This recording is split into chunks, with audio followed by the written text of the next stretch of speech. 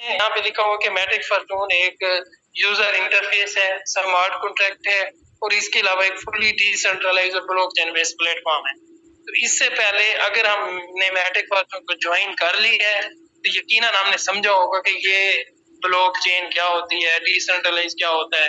अगर हमने ज्वाइन नहीं किया, अगर आपने ज्वाइन नहीं किया तो आप ये समझिएगा, पहले पहले हमेशा समझा जाता है, उसके बाद ज्वाइन किया जाता है, ज्वाइन करने के बाद नहीं। ठीक है, अब देखिए, अब एक सेंट्रलाइज प्लेटफॉर्म होता है, एक डिसेंट्रलाइज प्लेटफॉर्म होता है।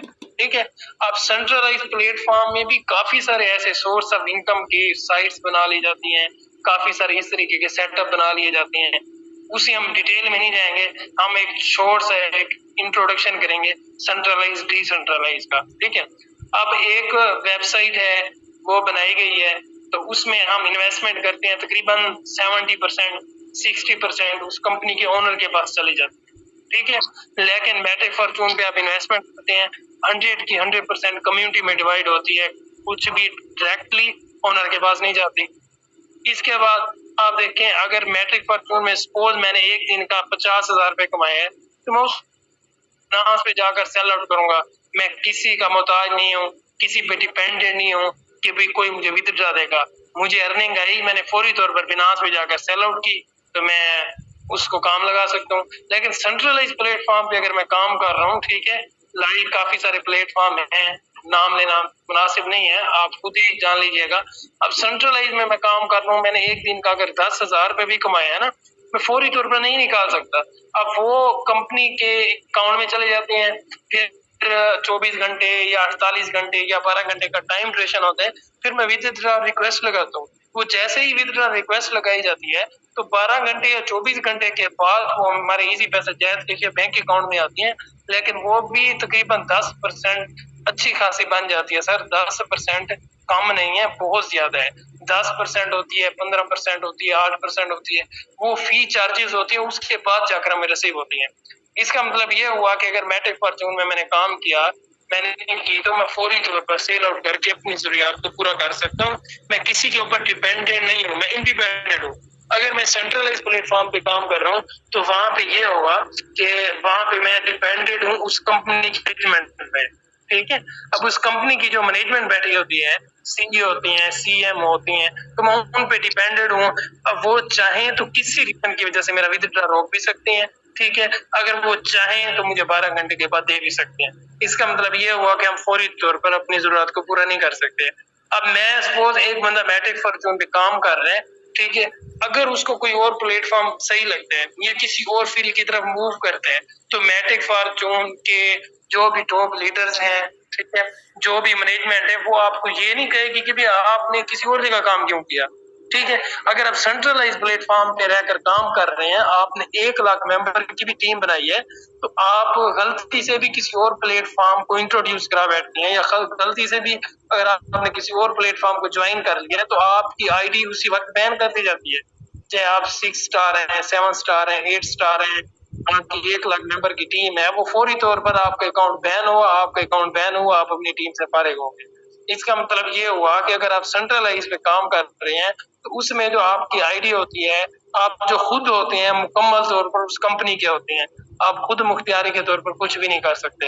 ये भी बहुत बड़ी रीजन है कि उसमें हमारा जो अकाउंट होते हैं उसमें बैन हो जाते हैं, लेकिन इसमें नहीं होते। ठीक है, और दूसरा मैंने ये कहा कि ब्लॉकचेन क्या होती है। ठीक है, अब देखें, अब आपके इजी पैसा में अकाउंट पड़े हैं, तो मुझे पता नहीं है कि इजी पैसा में आपकी कितना अमाउंट पड़ी है। ठीक है, अब आपके बैंक अकाउंट में पेमेंट पड़ी है, मुझे पता नहीं है कितना पेमेंट पड़ी है। अब अगर कोई बंदा एक सेंट्रलाइज प्लेटफॉर्म पे काम करता है, ठीक है, सपोज ईबीएल है, तो उसमें मुझे ये पता नहीं है कि उसके अकाउंट में कितना पेमेंट करी है, मैं नहीं देख सकता। लेकिन मैट्रिक फॉर्चून में अगर मैंने ज्वाइन किया हुआ है, तो मेरे आप अकाउंट में ये भी देख सकते हैं कि कितना मैट्रिक पड़े हैं। आप ये भी देख सकते हैं कि मेरे डायरेक्ट पार्टनर्स कितने हैं, मैंने इन्वेस्टमेंट कितना की हुई है, मैंने अर्निंग कितना की हुई है। ईच एंड एवरीथिंग सब कुछ क्या है, ट्रांसपेरेंट है, साफ शफाफ है। इसका मतलब ये हुआ कि ब्लॉकचेन बेस्ड प्लेटफॉर्म पे जो है ना, हर चीज ट्रांसपेरेंट होती है, हम हर चीज देख सकते हैं, किसी की आईडी भी चेक कर सकते हैं। ठीक है, तो अब ये मैट्रिक फॉर्चून की मैंने ब्लॉकचेन ओपन की है, इसमें देख सकते हैं कि 37 सेकंड पहले की भी डिविडेंड क्लेम हुई है, 2 मिनट पहले की रजिस्ट्रेशन हुई है, मतलब हर चीज जो है ना हम यहाँ पे देख सकते हैं। मिसाल के तौर पर मैंने अब मैट्रिक फॉर्चून में एक दिन की अर्निंग की है, सपोज 1,000 रुपए की है, मैंने 10,000 रुपए अर्निंग की है। अब मैं किसी को कहता हूँ यार मैंने ना एक दिन में 10,000 रुपए की अर्निंग की है, वो कहते हैं कैसे की है, मुझे दिखाएं। तो हम दिखा सकते हैं, अभी टोकन पॉकेट बनाए, ये प्रोसेस है, आप अपने ही मोबाइल में मेरी आईडी ओपन करें और वहां से देखें मुझे रिसीव हुई है, ठीक है।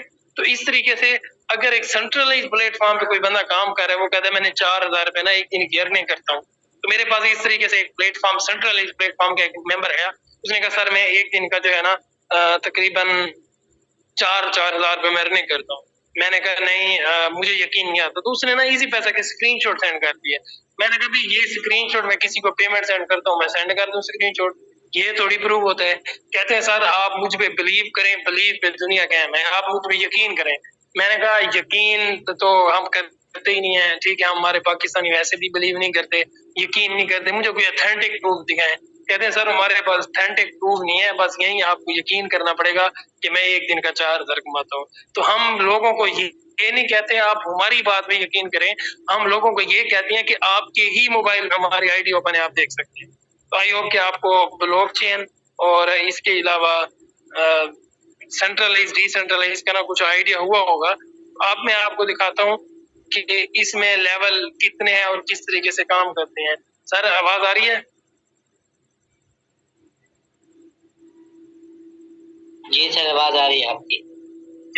अब देखें इसमें ना दो तरह के प्रोग्राम है, एक प्रोग्राम X3 है, एक प्रोग्राम X6 है, ठीक है। अब देखें X3 किस तरीके से काम करते हैं, X6 किस तरीके से काम करते हैं, और इसके अलावा इसमें डिविडेंड अर्निंग क्या है, MFC क्या है, इंशाल्लाह हम डिटेल में डिस्कस करते हैं। अब देखें हमारे पास ना X3 ओपन है। अब जैसे ही हम ज्वाइनिंग करते हैं तो एक मैट्रिक से हमारा X3 का लेवल अपग्रेड हो जाता है, ठीक है, और एक मैट्रिक से हमारा X6 का लेवल 1 अपग्रेड हो जाता है, ठीक है। अब ज्वाइनिंग करने के बाद हम चाहे तो X3 पे भी ज्यादा वर्क करें, X6 पे ज्यादा वर्क करें, या दोनों पे सेम करें, वो हमारी मर्जी होती है। अब X3 के 12 लेवल हैं। एक पहला लेवल एक मैट्रिक से ओपन होता है, ये देखिएगा, दूसरा लेवल 2 मैट्रिक से होता है, तीसरा लेवल 4 मैट्रिक से होता है, चौथा लेवल 8 मैट्रिक से होता है। इसका मतलब जो हमारी अमाउंट है वो प्रीवियस से डबल हो जाती है, ठीक है। अब मिसाल के तौर पर मैं काम करता हूँ, लेवल 2 मैंने अपग्रेड किया है, ठीक है। तो मैं किसी भी अपने टीम मेंबर का पहले डायरेक्ट पार्टनर का मैं लेवल अपग्रेड करवाता हूँ, पहला सर्कल फिल होगा और फिल होने के बाद जो है ना वो मुझे इनकम रिसीव हो जाएगी। वो 2 मैट्रिक से अपग्रेड करेगा, मुझे रिसीव होंगे 1.6 मैट्रिक, ठीक है। वो 2 मैट्रिक से अपग्रेड करेगा, मुझे रिसीव होंगे 1.6 मैट्रिक। अब वो मुझे रिसीव हो रहे हैं 80% मैट्रिक रिसीव हो रहे हैं, और 80% मुझे मैट्रिक फॉर्चून कॉइन रिसीव हो रहे हैं। काइंडली पेन यूज ना कीजिएगा, और अमीर मोहल सर काइंडली पेन यूज ना कीजिएगा, फोकस से सुने वरना रिमूव कर दिया जाएगा, ठीक है। अब मेरे डायरेक्ट पार्टनर ने 2 मैट्रिक से लेवल अपग्रेड किया है, मुझे रिसीव हुए 1.6 मैट्रिक, 80% रिसीव मुझे मैट्रिक रिसीव हुए हैं, 80% मुझे MFC रिसीव हुए जो कि मैट्रिक फॉर्चून कॉइन है, ठीक है। अब दूसरा मैं डायरेक्ट पार्टनर भी मैंने लेवल अपग्रेड करवाया, 80% मुझे रिसीव हुए हैं मैट्रिक, और 80% मुझे MFC रिसीव हुए हैं। और थर्ड डायरेक्ट पार्टनर का जैसे ही मैं लेवल अपग्रेड कराऊंगा ये रिसाइकल होगा, और रिसाइकल होने के बाद हमारे अपलाइन की तरफ चला जाएगा, मेरे अपलाइन की तरफ चला जाएगा। अब 80% तो हमें रिसीव हो गई, और 20% कहाँ गई, 20% इससे कहते हैं डिविडेंड अर्निंग, ठीक है। अब डिविडेंड अर्निंग क्या है, मिसाल के तौर पर आप मेरे डायरेक्ट पार्टनर ने लेवल 8 अपग्रेड किया है, तो पूरी दुनिया के साथ भी कोई लेवल 8 अपग्रेड करता है तो जिसके साथ वो अपग्रेड करेगा 80% उसको मिलेगा, बाकी जो 20% जो है ना वो पूरी कम्युनिटी में लेवल 8 के जितना भी मेंबर होंगे उनमें इक्वली डिवाइड हो जाए, ठीक है। तो ये लाजमी नहीं है लेवल 8 हो, लेवल 1 की भी इस तरीके से डिस्ट्रीब्यूशन होती है, लेवल 2 के 2 में होती है, लेवल 3 के मेंबर हैं उनमें इक्वल डिस्ट्रीब्यूट होती है, ठीक है। आप देखें जिस तरीके से, ये देखें मेरे पास आई हुई है 29 मैट्रिक, ठीक है, ये देखें ये डिविडेंड इनकम मेरी आई हुई है अभी, ये देखें, ये अब मेरी 29 मैट्रिक आई हुई है, तो मैं जैसे ही विथड्रॉ पे क्लिक करूंगा तो फौरी तौर पर मेरे पास आ जाएगी। ठीक है, तो ये जैसे ही X3 का लेवल 2 काम करता है, इस तरीके से X3 के 12 लेवल काम करते हैं। तो अब हम आ जाते हैं X6 पे। X6 भी क्या चीज है?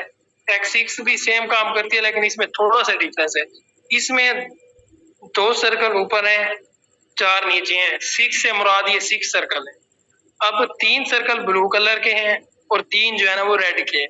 जो ब्लू कलर के हैं वो हमें अर्निंग देते हैं, जो रेड कलर के हैं जो ब्लू कलर के हैं वो हमें अर्निंग नहीं देते, लेकिन जो रेड कलर के हैं वो हमें अर्निंग देते हैं। अब मैंने किसी भी डायरेक्ट पार्टनर का ये लेवल अपग्रेड करवाया, तो ये मेरा सर्कल फिल होगा। फिल होने के बाद पूरी कम्युनिटी में किसी के पास भी जा सकता है, तो दूसरे का भी पूरी कम्युनिटी में किसी के पास भी जा सकता है, अपलाइन के पास भी जा सकता है। फिर तीसरे, चौथे और 5वें मेंबर की अर्निंग मुझे रिसीव होगी, छठे की जो कि ना वो रिसाइकल होकर हमारे अपलाइन की तरफ चली जाए। ठीक है, तो जिस तरीके से मैंने कहा कि मैंने अपने डायरेक्ट पार्टनर का लेवल अपग्रेड करवाया, ये वाला मेरा सर्कल फिल होगा और फिल होने के बाद पूरी कम्युनिटी में किसी के पास भी जा सकते हैं। इसी तरीके से पूरी कम्युनिटी में से किसी की तरफ से भी ये हमारा सर्कल फिल हो सकता है।